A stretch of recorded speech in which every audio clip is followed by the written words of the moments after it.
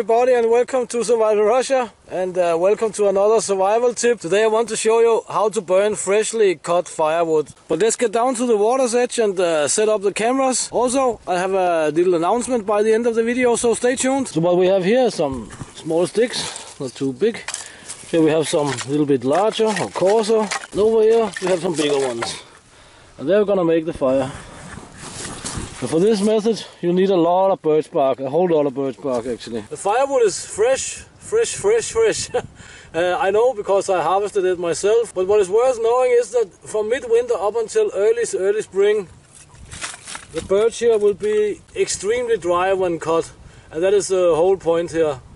There will not be a whole lot of moisture in the wood. It's possible to burn it if you make the right preparations, and in most things here in life, it's everything is in the preparations, right? I put in a picture here of the firewood and so on. It's just whole trunks. I just cut it up, and see if you can find the dog in the picture as well while I'm making this stuff here. Did you find the dog? But yeah, we need birch bark, and you need quite a lot of it, because the trick is to make enough heat to actually start drying these fine sticks that we'll put on in a second. I think this sort of do.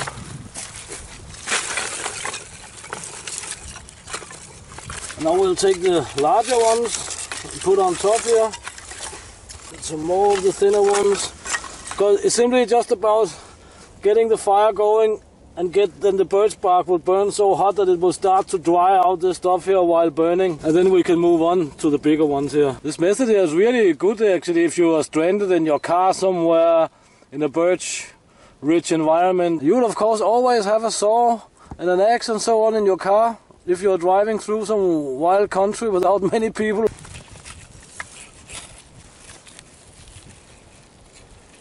And birch bark is awesome, as you can see.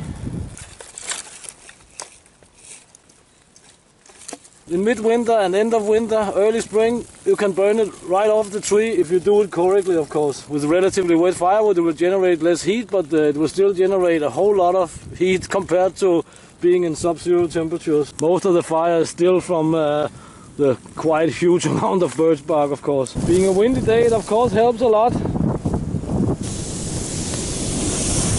See here, oh, it's bubbling. So now you can say all the birch bark have stopped burning, and you can see it now burning by itself. If you don't keep feeding this fire with